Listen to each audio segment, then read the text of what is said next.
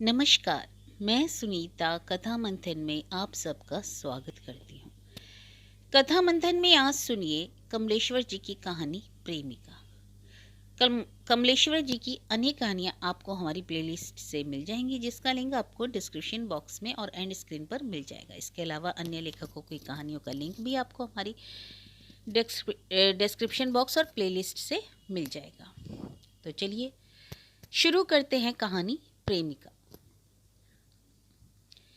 शहर के एक पुराने मोहल्ले की पतली और बदबूदार गली में एक मकान था। मकान पुराना था। इसमें एक नौकरी पेशा मुंशी जी रहते थे। मुंशी जी एक मिडिल स्कूल में मास्टर थे। उनके पास एक पैजामा नुमा नीली पैंट थी और एक ऊनी कोट जिसके रोए झड़ गए थे और वह सुतली का बुना लगता था। सिर पर वह गोल कत्थई टोपी पहनते थे जिसमें तेल से भीगा एक अखबार का टुकड़ा अस्तर का काम कर देता था। एक बहुत पुरानी मोटी सी छड़ी वे हाथ में लेकर चला करते। एक दूर पास की नजर वाला दोहरा चश्मा उनकी आंखों का सहारा था, जिसकी एक कमानी हरे डंठल की तरह एक जगह से लचक गई थी। रस निचोड़े हुए गन्ने की तरह उनकी एक पत्नी थी। संतान का सुख उनके भाग्य में था। उनके 5 बेटे और 3 बेटियां थी। दुख और कष्ट के समय रामायण ही उनका सहारा थी। आधुनिक सवारियों में साइकिल घर के मर्दों की सवारी थी। जरूरतों में सबके पास नए पुराने जूते और चप्पलें थी। शौक के लिए वे दिन भर में 2 गिलोरी पान खाया करते थे। उनका एक बड़ा लड़का था। वह 10वां पास करके कई साल से इधर उधर घूमा करता था। 4 बेटे छोटे थे। 3 लड़कियों में 2 अभी बच्ची थी। एक लड़की बड़ी थी जो 10वीं में पढ़ रही थी। 16 बरस की कमला अपने बालों में गोले का तेल डालती थी। माथे पर नेल पॉलिश की सुर्खी से बिंदी बनाती थी। महीने में एक बार पेटीकोट बदलती थी।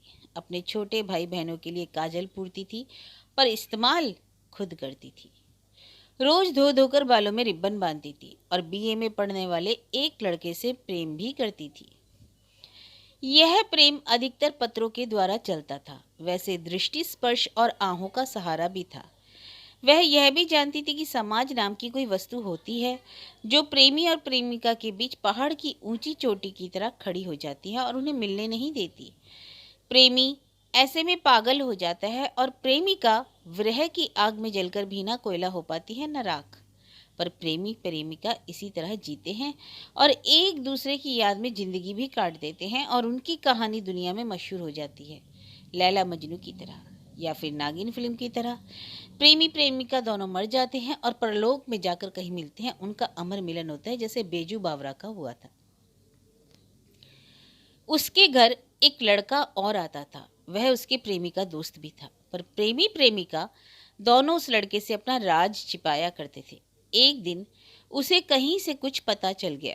उसने लड़की के बड़े भाई से शिकायत भी कर दी और कमला वीरेंद्र से प्रेम करती है और वे एक दूसरे को प्रेम पत्र भी लिखते हैं, छिप छिप कर मिलते हैं। कमला के बड़े भाई ने कमला को बुलाकर बहुत डांटा और कहा कि रतन कल शाम घर आया था और बता गया था कि वह वीरेंद्र को छिपा छिपा कर खत लिखती है। सुनकर कमला की आंखों में आंसू आ गए। रोते रोते उसने अपने भाई से कहा था कि यह सब एकदम झूठ है, पर मन बहुत घबराने लगा और यह भी पता चला कि क्रूर समाज नाम की वस्तु उसके दादा और रतन है। रात को बड़ी देर तक वह रोती रही। वीरेंद्र के पुराने पत्रों को सीने से लगाए सिसकती रही। आधी रात के बाद जब घर के सब लोग सो गए तो उसने अपने दादा को एक पत्र लिखा। प्यारे दादा, इतना बड़ा कलंक का टीका माथे पर लगाकर मैं कैसे जीऊंगी। जमीन फट जाती और मैं उसमें समा जाती, या फिर मैं अभागिनी जो अपने परिवार के लिए भार बन गई हूँ कहीं डूब मरती। मेरे कारण घर भर बदनाम हो सकता है। मैंने जन्म ही क्यों पाया जो आपको मेरे संबंध में यह सब सुनना पड़ा। मुझे आप लोगों ने प्यार ही क्यों किया। मैं इस योग्य ही नहीं थी। मेरे कारण पिताजी के नाम पर धब्बा आए और शर्म से आपको माथा झुकाना पड़े, यह मैं अपनी इन आंखों से नहीं देख सकती। मैं आपकी बहन हूँ, पर साथ ही अबला भी। नारी का जीवन घर के लिए भार होता है। मैं भी भार बन गई शायद। पर दादा, मैं सौगंध खाकर कहती हूँ कि मैं जानती भी नहीं कि यह वीरेंद्र है कौन। मैंने पहली बार आपसे यह नाम सुना। यह उस रतन की गढ़ी हुई बात है। वह खुद मुझसे तमाम तरह की बातें करता है। मैं इस पवित्र लेखनी द्वारा वह सब आपको लिख भी नहीं सकती। स्कूल जाते वक्त वह मेरा रास्ता काटता है और मुझे क्या क्या और कैसे कैसे इशारे करता है यह बताना बहुत मुश्किल है। आप खुद उसका आना जाना घर में रोक दें तो बहुत अच्छा हो। मैं अपने कुल की लाज पर कोई कलंक नहीं आने दूंगी। ऐसा कुछ भी करने से पहले मैं मर जाना पसंद करूंगी। मैं अभागिनी अगर मर भी गई तो आपके लिए दो बहनें और हैं। मेरी याद भी आप लोगों को कभी नहीं सताएगी। अपने देश में कुमारियों ने अपनी लाज की रक्षा के लिए जीवन तक बलिदान किए हैं। मैं उसी देश की संतति हूँ। आपकी बहन आपकी इजाज़त और आपकी इज्जत का हमेशा ध्यान रखेगी। दादा, मेरी बात का विश्वास करना। लड़की कुल की लाज होती है, वह भूमंडल में विदित है। मैं कुल की लाज पर आंच नहीं आने दूंगी। आपकी अभागिन किंतु आज्ञाकारिणी बहन कमला। इस पत्र को उसने भारतीय नारी की गरिमा से भरकर आंसुओं से धोया। फिर कॉपी में से एक कागज और फाड़कर लिखने लगी, आदरणीय रतन भैया। और इस संबोधन को काटकर उसने फिर नए सफ़े से लिखा, परम पूज्य भाई जी, सहसा मेरा पत्र पाकर आप आश्चर्य से भर उठेंगे, पर जब बहन की ममता उमड़ ही पड़ी तो आप बड़े भाई बनकर स्वीकार करेंगे। मैं अपना आंचल फैलाकर आज आपसे कुछ मांगना चाहती हूँ, निराश ना करें। यही विनती है। मैं आपको हमेशा बड़े आदर से देखती रही हूँ। मैं भीख मांगती हूँ कि आप मुझे छोटी बहन की तरह स्वीकार करें और मैं आपको भाई कह सकूँ। यह सौभाग्य मुझे मिले तो बनेंगे आप हमारे आदरणीय भैया। आप स्वीकार करें या ना करें, पर मैं हतभागिनी आपको भाई स्वीकार कर चुकी। भाई बहन से बढ़कर कोई रिश्ता इस ब्रह्मांड में नहीं है। अपने देश में तो मुसलमान भाइयों तक ने अपनी हिंदू बहनों के लिए प्राण त्यागे हैं, फिर आप तो हिंदू ही हैं। हमारी जाति अलग सही, पर मन के रिश्ते तो नहीं टूटते। तो आप आज से मुझे अपनी बहन मानेंगे ना? अगर ना माना तो मैं रो रो कर प्राण दे दूंगी। मैं भी कैसी पगली हूँ, अगर आपने मुझे बहन ना माना होता तो भला मेरे साथ इतनी बड़ी भलाई करते आप। सचमुच आपने मुझे पथ दिखलाया, मुझ अंधी को गंदी खाई में गिरने से बचा लिया। मैं मन ही मन आपके इस एहसान के भार से दबी जा रही हूँ। अगर आप भाई साहब से बात ना कहते तो मैं कहाँ पहुँचती, ये तो मैं भी नहीं जानती। आपने मुझे नई राह दिखाई है, मुझ पगली को पाप से उबारा है। यह उपकार मैं जन्म जन्म तक नहीं भूल सकती। मैं आपको वचन देती हूँ कि मैं वीरेंद्र की परछाई तक से घृणा करूंगी और भैया तुझ पर आपको राखी बांधूंगी, खूब नाचूंगी, खूब गाऊंगी। मुझे एक भाई मिला है, भाई से बढ़कर किसी चीज का परम पिता जगदीश्वर ने निर्माण ही नहीं किया। मुझे मिठाई खिलाएंगे उस रोज? ना खिलाई तो रूठ जाऊंगी, मानने से भी ना मानूंगी। लेकिन क्या दुनिया वाले हमारे पवित्र संबंध को फूटी आंखों भी देख पाएंगे? शायद नहीं। हो सकता है मुझ हदभागिनी के कारण आपको बदनामी उठानी पड़े, पर मैं आपको संकट में नहीं देख सकती। आप मुझसे बातें ना करें, यही ठीक होगा। पर प्यारी छवि रोज अवश्य दिखा दिया करें।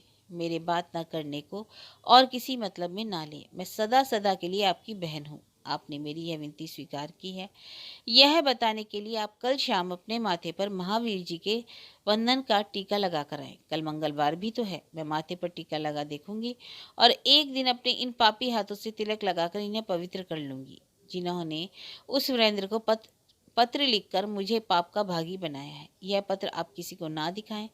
आपको इस अभागी बहन की सौगंध है। मैं मर गई तो क्या आपको दुख ना होगा? सदा सदा के लिए प्यारी बहन कमला। यह पत्र लिखकर वह थोड़ी देर चुपचाप लेटी रही। फिर कॉपी से एक और पन्ना फाड़ा, पर लगा कि एक कम होगा, इसलिए 3-4 पन्ने नोच लिए और लिखने लगी। मेरी हुस्न दुनिया के चमन राजा तस्लीम। आपको आश्चर्य तो होगा प्राणनाथ कि आपकी कमला ने यह उर्दू कहाँ से सीख ली। मेरी सहेली है साइदा, मैंने उससे आपकी बातें की थी, उसी ने बताया था। वे नाराज ना हो ना आप। मैंने आपकी बातें किसी और से क्यों की, पर मैं विरह की मरी करूँ भी तो क्या, आपकी बातों के सारे ही तो इस जीवन के दिन काट रही हूँ। आप भी तो जानते हैं सईदा को, हम लोगों ने उसका चिढ़ाने का नाम इमली रखा है। आज मैं बहुत दुखी हूँ मेरे राजा। घर वालों को हमारे प्रेम का पता चल गया है। यह चुगली आपके दोस्त रतन ने की है। आप उसे अपना मित्र समझते हैं, सच्चा मित्र अपने मित्र के लिए जान तक दे देता है, पर वह तो हमसे जलता है और चाहता है कि मैं इस हृदय में बसी हुई आपकी तस्वीर मिटा दूं। यह तो चिता पर ही होगा प्राणनाथ। जब रोआ रोआ जल जाएगा तब दिल की बारी आएगी। कैसे जीऊंगी तुम्हारे बिना? सोचती हूँ तो घंटों रोती हूँ, पर तुम्हारी कठोरता को क्या कहूँ। तुम इतने निर्दयी हो यह नहीं जानती थी। आज शाम गली से क्यों नहीं गुजरे? मैं घंटों सीख चिप का काम का बहाना लिए खड़ी रही, पर आप नहीं निकले। जिस दिन तुम्हें नहीं देख पाती, वह दिन और रात कैसे बीतती है यह मैं नहीं जानती, पर तुम्हें क्या पता। मैं मर भी जाऊं तो तुम्हें दुख ना होगा। समाज मुझे सताता है, पर तुम तो ना सताओ। मैं तुम्हें अब उस रतन के साथ कभी नहीं देखना चाहती। वह हमारी दुनिया में आग लगाना चाहता है। तुम्हें मेरी सौगंध है, अगर तुमने मुझे रत्ती भर भी प्यार किया है तो सौगंध देती हूँ उसके साथ रहो, तो मेरा मरा मुंह देखो। वह बड़ा नीच है। मुझसे कहने लगा कि अगर तुमने आज से पत्र लिखना बंद ना किया तो वह तुम्हारे सारे पत्र लाकर पिताजी के सामने रख देगा। मैंने डांट कर कहा, तुम्हें मेरे पत्र मिल ही नहीं सकते। तो कहने लगा, मैं तुम्हारा राइटिंग बना लूंगा। हमने उसका क्या बिगाड़ा है जो वह मेरे पीछे पड़ा है प्राणनाथ। कभी वह मेरा राइटिंग बनाकर तुम्हें भी तो भड़का सकता है। हाय हाय रे, तब मैं क्या करूंगी। पर मुझे अपने पर विश्वास है। उसकी बातों पर कभी यकीन न करना, उससे बोलना ही मत। मैंने भी उसका घर आना जाना बंद करवाने की तरकीब सोच ली है। तुम मुंह ना मोड़ना मेरे हृदय के राजा। कल शाम मुझे माता जी के साथ एक रिश्तेदारी में जाना है, इसलिए परसों सुबह जरूर जरूर दर्शन देना। मैं गली वाले कमरे में ही रहूंगी। समाज समझे और चाहे जो कुछ। वह हमें बर्बाद करना चाहता है, हमारे प्रेम के दीपक को बुझाना चाहता है, पर वह जलेगा। तकदीर बनी बनकर बिगड़ी। दुनिया ने हमें बर्बाद किया। यह गाना मुझे बहुत अच्छा लगता है, हारमोनियम पर भी निकाल लेती हूँ। अच्छा, विदा मेरे देव, मधुर मिलन, पत्र देना, तुम्हारी दासी कमला। पत्र लिखकर कमला ने अपने ब्लाउज में रख लिए। मन शांत हो गया था। सुबह उठते ही उसने बड़े भाई वाला पत्र उनकी मेज पर चुपचाप रख दिया और चली आई। बड़े भाई साहब रोज की तरह कमीज पहन पैरों में चप्पल डालकर बेकारी में घूमने चले गए। कमला स्कूल के लिए तैयारी करती रही और हमेशा की तरह सुबह ही रतन आया तो कमला ने जीने में पहुंचकर वहीं सीढ़ियों में वह पत्र उसके हाथ में थमा दिया और नीचे उतर गई। और कमरे में पहुंचते ही वह ठिठक गई। पिताजी स्कूल जाने के लिए तैयार थे। माताजी उनके लिए दिन का पहला पान लगा रही थी। मुन्ना टांगों में लिपटा माँ की बाह खींच रहा था। कमला पैर धोने का बहाना करके वहीं रुक गई। ऊपर रतन था। पानदान वाली अलमारी के ऊपर लगे हुए बहुत पुराने शादी वाले फोटो को देर तक अपना चश्मा उतारकर देखते हुए मास्टर जी ने बड़े प्यार से पत्नी के कंधे पर हाथ रखा और कहा, यह तस्वीर देखो तो जरा। कमला जी की माँ ने वैसे ही पान लगाते हुए कहा, क्या देखूं उसमें। अरे, इस तस्वीर में तुम ऐसे मुंह फेर कर बैठी हो जैसे मेरे साथ शादी करने का मन नहीं था तुम्हारा। मास्टर साहब ने आंखें मिचमिचाकर इशारे से कहा, तुम ही तो इधर उधर नजर डालते होंगे। हमने तो शादी से पहले किसी लड़के से बात तक ना की थी। गिलौरी बनाते हुए कमला ने माँ से धीरे से मुस्कुराते हुए जवाब दिया। दांतों पर चढ़ाई राल को चूसकर मास्टर साहब ने टोपी के भीतर वाले अखबार के अस्तर को ठीक करते हुए शेखी से कहा, कौन जाने।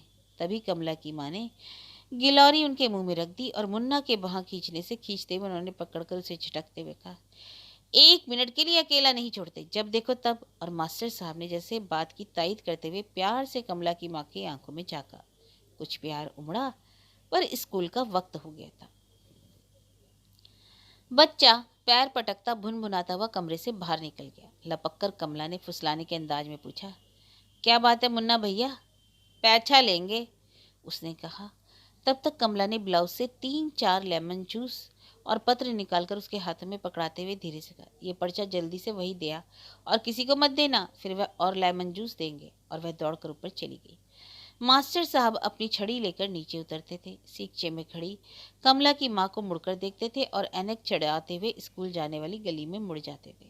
ऊपर बारजे पर खड़ी कमला बालों में गोले का तेल लगाते हुए दूसरी गली में भागकर जाते हुए मुन्ना को देखती रहती थी। इसी तरह दिन बीतते जाते थे और प्रेम चलता जाता था, पीढ़ी दर पीढ़ी।